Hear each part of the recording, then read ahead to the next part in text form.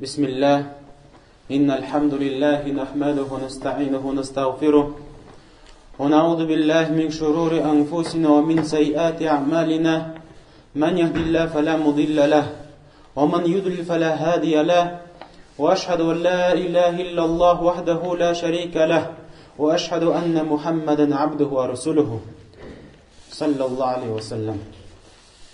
Barcha alamlarni yo'qdan bor qilib, tarbiyalab, rizqlandirib, idora etuvchi Robbimizga barcha maqtovlar, barcha g'iybatlarimizni bir kimga da so'rab etmisha, barchalarında o'zimizning Robbimizga, Ilahimizga barcha g'iybatlarimizni topshiramiz. O'zimizning kimchiliklarimizdan, gunohlarimizdan Alloh taoladan g'afur so'raymiz. O'zimizning noshar ishlarimizdan, noshar niyatlarimizdan Alloh taolaga sig'inamiz. Kimni xoki Alloh taolo ko'ndirsa, uni hech kim bir kim adashtira olmas. Kimni Alloh taolo adashtirsa, uni hech kim xoki to'g'ri yo'lga sola olmas. Ham shahad beraman, loyiqli ravishda g'iybat qilirda hech bir zot yo'q, mar Alloh o'zigina. Ham shahad beraman, shundoqdan Muhammad ul Alloh taolaning payg'ambari, uning elchisi. Alloh taolo ayta: "Ittaqulloha haqqa tuqatih va la tamutunna illa va antum muslimun." Allohdan haqiqiy qo'rquv bilan qo'rqig'iz, durust qo'rquv bilan qo'rqig'iz, ham biruk musulmonlar bo'lib qana o'ligiz. Ikkinchi oyatda Alloh taolo ayta: "Al-yawma akmaltu lakum dinakum wa atmamtu alaykum ni'mati wa raditu lakum islam dinan." Mana bugun men sizga diningizni to'ldirib bitirdim. Diningiz to'la. Ham o'zimning ne'matimni sizga to'ldirib bitirdim. Ham men sizdan islom dini bilangina rizoman. Alloh taolo ayta: "Millata abikum Ibrohim va sammakumul muslimin min qablu va fi hada." Ibrohimning, sizning aytingiz bo'lgan Ibrohimning millati shul. Qaysi Alloh taolo sizni musulmonlar deb atadi. Alloh taolo sizni musulmonlar deb atadi. Min qablu va fi hada. Şu Qur'onda da, ham Qur'onga hali bo'lgan kitoblarda, Qur'onga hali bo'lgan payg'ambarlarda da, ham ularning payg'ambarlarga erganlarida da, barchalarni da Alloh taolo o'zi sizga ism berdi. Avul ism musulmonlik. Alloh taolo ayta: Alloh taolo sizni atadi musulmonlar deb. Shu ayttirib qardoshlarım, Alloh taolo bizga bergan dinni, ham bizni Alloh taolo o'zining dinini tutqani uchunga musulmonlar deb atadi. Ham bu dinni tutuniq, agar tutunsak, endi ikki dunyoda da baxtli bo'lamiz. Ham bizning qaytasimiz, o'rinimiz jannat bo'lacak. Ham islom dini. Narsasi ol islom dini. Islom dini ma'nosini bilib kerak qardoshlarım. Hatto o'zingni musulmon deb ataganda narsasi ol islom dini. Men din tutamsın. Qarşı qo'y bir musulmonlar bu so'rovga javob bera olmaylar.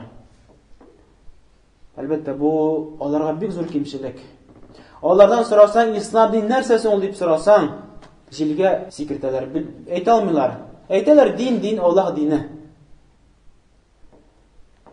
Şöyle bulgaç ma'nosini bilib kerak qardoshlarım. İslam dini ol Alloh taolaga berilib, Аңа буйсынлык белән, аңа гыйбадат кылулык белән Аллаһ Таалага бирелү. Мәнчек душманнар алдында әсир кешеләр кулларын күтәреп биреләләр. Менә без бирелдек. Нишләтсәгез эшләтегез, без биреләбез, бирок безне халак итмәгез дип. Менә син Аллаһ каршына ике кулыңны күтәреп биреләсең. Аллаһ Таалага тәүхид белән биреләсең. Мин сиңа гына гыйбадат кылам дип, bir kimga da g'iybatni ulushni chiqarmayim deb Allohga berilasin. Ham anga bo'ysunasin. Alloh taolo qo'shgan ishlariga bo'ysunu. Hech yo'g'ina yuraging bilan bo'ysunasin. Hatto o'zining kimchiling sababli g'amallaring bilan gunoh qilsang da yurak bilan bo'ysunasin. Nechik bilan yurak bilan? Alloh taolo menga farz qildi deb bu ishlarni men ishlarga tegishman. Sen buni bilan kelishasan. Ham qachon sen harom ishlarni ko'rgach, Alloh taolo meni harom qildi deb yurang bilan kelishasan. Үзләренең иман зәгыйфлеге белән, хәтта ул харамны эшләсәләр дә, ләкин алар һич югына йөрәкләре белән буйсынганнар Аллаһ Тәгаләгә. Һәм әгәр дә алар гамәлләре белән дә буйсынсалар, ул харамнан ерак булсалар, фарызларын да үтәсәләр, булар инде тулы иманлы бәндәләр булалар. Һәм ислам дине ул ширктән, күфрлектән һәм мөшрикләрдән, кафирләрдән ерак булу. Алар эшләгән эшләрне эшләмәү. Аларның күфрлекләреннән, аларның батыл ышануларынан ерак булу. Алар ышанган юк бар әйбергә ышанмау. Менә шушы ислам дине дип атала, кардәшләрем. Шулай булгач, ислам дине ул исемдә генә йөрергә тиеш түгел. Ислам дине ул һава белән генә булырга тиеш түгел. Ничек телим шулай динне тотам дигән андай бер булырга тиеш түгел. Чөнки ислам дине минемчә һәм синеңчә дә түгел. Ул ислам дине, Аллаһ дине бу, Аллаһдан булгач, ул Аллаһ теләгәнчә булырга тиеш. Нашу ислам дине белән безнең пәйгамбәрбез саллаллаһу алейһи ва сәллям җибәрелде. Шу ислам дине белән ул килде, Аллаһ дине белән килде, кулында Коръән һәм үзендә булган хадислар белән безгә килде. Һәм бу ислам дине белән барча пәйгамбәрләр дә җибәрелделәр. Аллаһ ни өчен? Чөнки Аллаһ кашында бер генә дин кабул булына торган, риза булына торган. Ул ислам дине. Ничек Аллаһ Тәгалә әйтә? Инна динна инда Аллаһи ислам. Шунлыкта Аллаһ кашында бер генә дин дөрес кабул булына торган, ул ислам дине. Аллаһ Тәгалә әйтә: "Ва ма ябтагы гайра ислами дина фала юкбала минһ ва хува фил ахирати минал хасирин." Кемдә кем ислам диненнән башка динне сайлый икән, башка ышануларны күбрәк яратып, башка ышанулар, башка дингә авыша икән, Аллаһ Тәгалә аның ышануларын, аның гамәлләрен, аның динен башка бер диндә кабул итми. Һәм кыямәт көндә ул хәсрәтләрдән булачак. Ничек була хәсрәтләрдән? Бер гамәлсез булачак. Буш кул белән булачак. Аны якларлык, аңа ярдәм бирерлек бер изе гамәлләр булмаячак. Ник? Чөнки Аллаһ Тәгаләннән кабул итми торган булачак. Һәм менә бу ислам дине ул Аллаһ дине. Һәм Аллаһ Тәгалә bütün peygamberlerini җибәрде үзенең динен тарату өченгә, кешеләргә аңлату өченгә. Аллаһның дине ислам булгач, bütün peygamberler, bütün rasullar мусламаннар булдылар. Күрик әле Аллаһ Тәгалә сөйли нәрсә? Нух әйтә: "Ва умирту ан акуна минал муслимин." Мин әмер ителдем, ягъни Аллаһ Тәгалә миңа әмер итте, мин мусламаннардан булырга.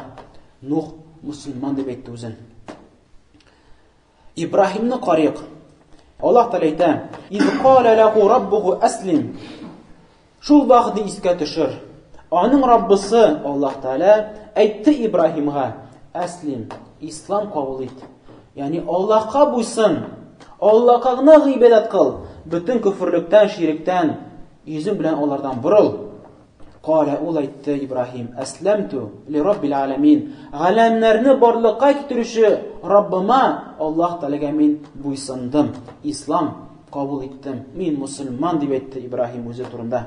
Хәтта аның турында башка дин әһелләре, башка кешеләр әйтсәләр дә, ничек Аллаһ Тәгалә әйтә, инкар итеп: "Ма кана Ибраһиму яһудиян ва насраниян, валакин кана ханифа муслима ва ма кана минал мушрикин." Ибраһим яһуд та булмады, христиан да булмады, ләкин ул Аллаһка гына буйсынучы, ширктән башы белән борылып, Аллаһка борылып, Аллаһка гыйбадат кылучы мусламан булды, һәм ул мушрикләрдән булмады. Әгәр дә син карасаң, христианнар дине хәзерге вакытта ул ширк белән баткан. Әйтәләр Аллаһ Тәгалә өчтән бер дип әйтәләр. Әйтәләр Аллаһның малайы бар дип әйтәләр. Шушы сүзне Ибраһим әйтә аламы? Пәйгамбәр Ибраһим шушы сүзне әйтә аламы? Әле Ибраһим, ничек алар әйтәләр? Ибраһим ул христиан булды. Ничек әйтә алалар? Алар Ибраһим яһуд булды. Ибраһим пәйгамбәр булган вакытта, исән булган вакытта, Гыйса да, Муса да юк бит. Ничек ул булсын христиан һәм яһуд? Ничек булсын ул? Ибраһим булды, мусламан булды. Карагыз, Аллаһ Тәгалә Якуб турында нәрсә әйтә. Кайчан Якуб үлем вакытында, үлем түшәгендә ятканда балаларын җыя. 12 баласын да җыя һәм Сорау бирә: "И балаларым, менә мин хәзер үләмен. Миннән соң кемгә гыйбадәт кылырсыз?" Шуннан соң балалары бөтенсе бергә бер сүз белән әйттеләр: "Нәъбуду илаһака ва илаһ абаика Ибраһим ва Исмаил ва Исхак, илаһу вахида, ва нахну лаху муслимун." Әйтибез, без синең илаһыңа, син кемгә гыйбадәт кылдың? Шул затка. Һәм синең әтиләрең булган Ибраһим, Исхак, Исмаил, булар өчесе дә пәйгамбәрләр. Әтиләрең гыйбадәт кылган бер илаһыга, гыйбадәт кылган илаһка без гыйбадәт кылачакбыз. Һәм без мусламаннар дип әйттеләр. Караз Муса турында Аллаһ Тәгалә әйтә. Муса әйтә: "Я кауми ин кунтум аминтум биллаһи фа алейһи таваккалу." И минем кавмым, яһудларга әйтә. Чөнки Муса аның кавмы яһудлар булды. И минем кавмым, агар да сез Аллаһ Тәгаләгә иман китергән булсагыз, аңа гына бөтен эшләрне тапшырыгыз, аңа тәвәккәллек итегез. Ин кунтум муслимин, агар да сез чынлап та мусламаннар булсагыз. Караз Гыйсаның иярүчеләре әйттеләр: "Аманна биллаһи ва шһад би анна муслимун." И Гыйса, без Аллаһка иман китердек. Шуңа булгач, шәһадәт бир, ягъни син безне күреп, безгә шәһадәт бир. Свидетельство итеп әйтеп бир. Чынлыкта без мусламаннар дип әйтте. Хавариннар, апостоллар дип әйтик, Гыйсаның шәкертләре, ярдәмчеләре әйттеләр: "Гыйса, без мусламаннар." Шабаш Гыйса пәйгамбәр үзе дә мусламан булды. Аллаһ Тәгалә әйтә: "Шар'a лакум минад-дин ма васса биһи Нуха валлазина аухайна илейк." Без сезнең өчен диндә шәригать кылдык шуны, кайсын без аны вахи кылдык, кайсын без аңа җиткердек Нухка, һәм кайсын без сиңа вахи кылдык. Ягъни Нухтан алып сиңа хәтле барча пәйгамбәрләргә без нәрсә сөйләгән булсак, сиңа да шуны сөйлибез, и Мухаммад. Аллаһ Тәгалә әйтә: "Нәрсә без Нухка индергән булсак, нинди сүзләр әйткән булсак, шул ук сүзләрне без сиңа да индерәбез. Чөнки сез пәйгамбәрләр, сезнең Раббыгыз бер ул Аллаһ Тәгалә. Агар да Аллаһ Тәгалә бер үзе булгач, ничек инде аның дине төрле була алсын? Аллаһ Тәгалә бер үзе булгач, аңа илтә торганда юл бер булырга тиеш. Төрле юллар берничә була алмый. Чөнки Аллаһ Тәгалә бер кашана юл куймый, таркалыкны, бүленүне. Аллаһ Тәгалә әйтеп бетерә: "Ва ма вассайна бихи Ибраһим ва Муса ва Иса ан aqimu дина ва ла татафаррaqu." Һәм шулай без васият кылдык, вахи кылдык Ибраһимга да, Мусага да, Гыйсага да: "Динне тотыгыз, динне торгызыгыз, һәм аерылышмагыз." Бу шулай хадислар белән беркетелгән. Ничек Бухари һәм Муслим җыентыгында килә Абу Хурайрадан. Пәйгамбәрбез саллаллаһу алейһи ва сәллям әйтә: "Ал-анбия ихватун лигаллат." Пәйгамбәрләр алар бер әтидән булучы бер туган кардәшләр. Бер әтидән булучы бер туган кардәшләр. Уммахатухум шатта, ләкин әниләре төрле. Ва динухум вахид. Әмма аларның диннәре бер. Бөтен пәйгамбәрләр бер әтидән, ягъни бер шылбырдан. Менә караса Ибраһимның шылбырыннан Муса да чыкты, Гыйса да чыкты, Якуб да чыкты, Исмаил да чыкты, безнең пәйгамбәрбез дә чыкты, һәм бихисап пәйгамбәрләр чыкты. Менә шу бер төп агач, нәсел шушы. Әтиләре бер ди, ләкин әниләре төрле. Һәм әйтәләр тагы галимнәр, әтиләр монда тагы ишаратлап пәйгамбәрбез күрсәтә, әтиләре бер, диннәре бер. Ләкин әниләре төрле, шәригатьләре төрле. Әйе, без килешәбез. Мусаның яһуд шәригате булды. Аның намаз саны икенчерәк булган. Аның ураза тотуы икенчерәк булган, башка ойларда булган. Гыйсага килик, әйе, аның христиан шәригате булды. Һәм аның кылган гыйбадәтләре безнең ислам динен икенчерәк булган.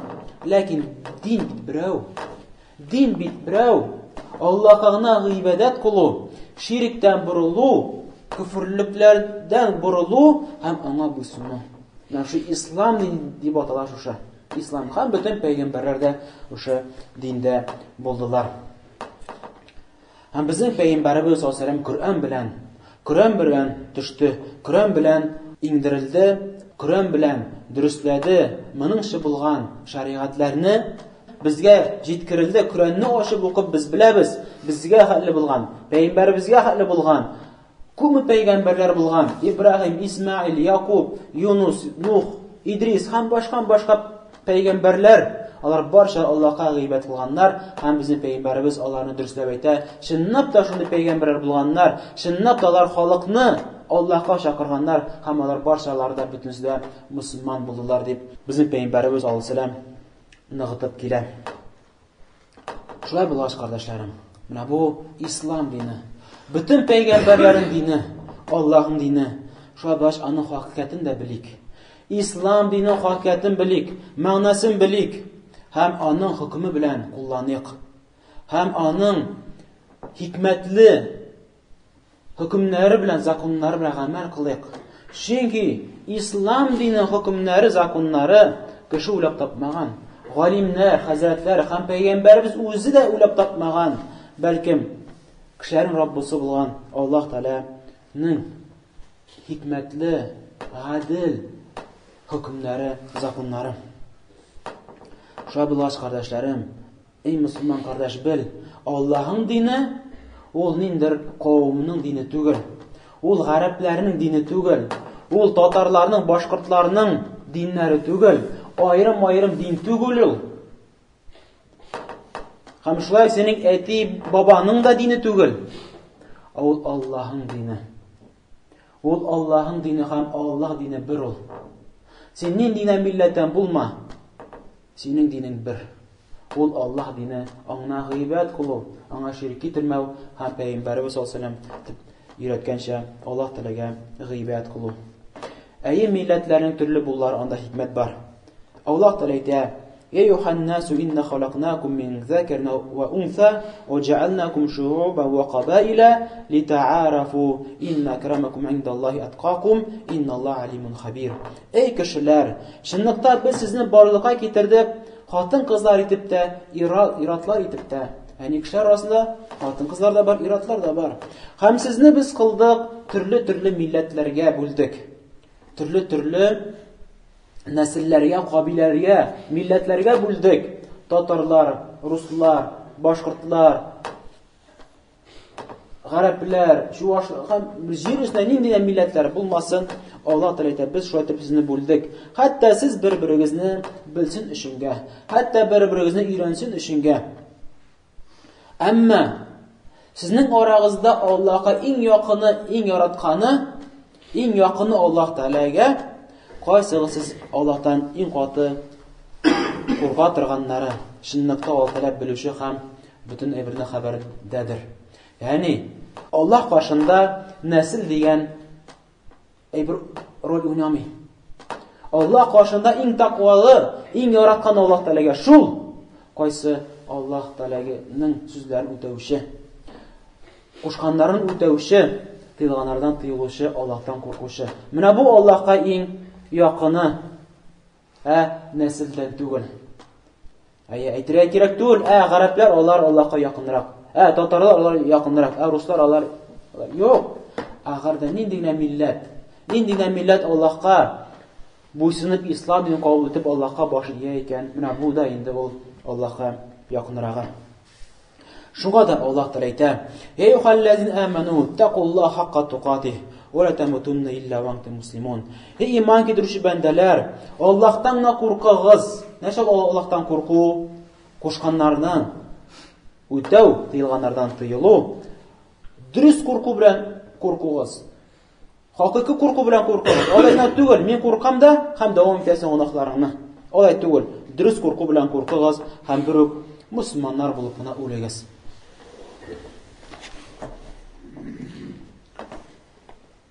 Elhamdülillah Rabbil Alamin. Ve la akibatu lil muttaqin. Ve la adwana illa ala zalimin. Ve sallallahu ala nebiyyi Muhammed ve ala alihi ve sahbihi ecmaîn. Şu ayet ingeç, kay bir sahabelerge bu ayet ağır buldu. Hem manasını ayttılar. Nişeginde biz Allah Teala'dan dürüst korku bilen Куркыйк, ягъни тулысынча ничек куркыйк, без бит адам баласы кимчелекле. Үзенең кимчелекле сәбәпле күпме кимчелекләр ясый үзенең тормышында. Аннан соң Аллаһ Тәгалә үзенең рәхмәтеннән икенче аятны индерә: "Фаттакуллаһ мастатa'тум". Күпме булдыра аласыз? Шу хәле сез Аллаһтан куркыгыз. Күпме булдыра аласыз? Шу хәле изгелекләрегезне кылыгыз. Һәм Аллаһ Тәгалә әйтә: "Ла юкаллифуллаһу нафсан илля узаха". Аллаһ Тәгалә бер затка да ул булдыра алмаган эшне йөкләми. Илля мар үзе булдырганлыгына Аллаһ Тәгалә һәр кешегә, һәр затка үзе булдырган әйберне йөкли. Һәм бу аят безгә нәрсә күрсәтә? Кайчан Аллаһ Тәгалә безгә ислам динен биргәч, Аллаһ Тәгалә белә кешенең табигатын. Аллаһ Тәгалә белә кешенең нәрсәгә көче җитә, нәрсәгә көче җитми, һәм көче җитәрлек иттереп Аллаһ Тәгалә үзенең динен җир өстенә җибәрде, камил иттереп. Кеше аны эшли алырлык иттереп.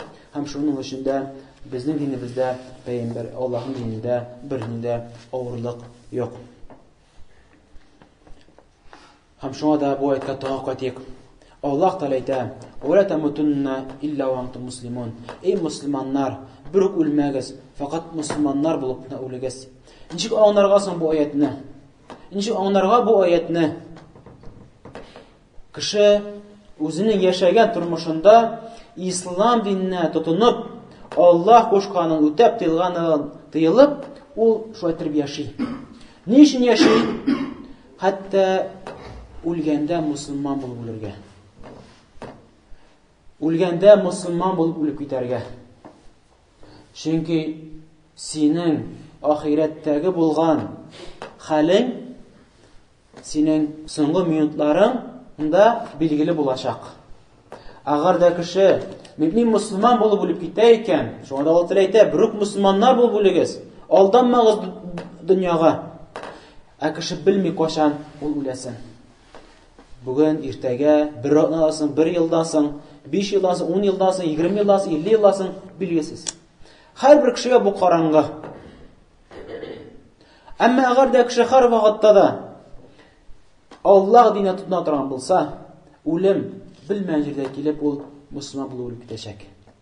Әмма ләкин агар да кеше һаман да суза икән, агар да кеше һаман да ераклаша икән Аллаһ диненнән, менә көн килеп җитәр, ул өлгерә дә алмас. Өлгерә дә алмас һәм мусламан булып үлүдән мәхрүм булып китәчәк. Инде Аллаһ Тәгалә андый хәлләрдән безне бүрек сакласын.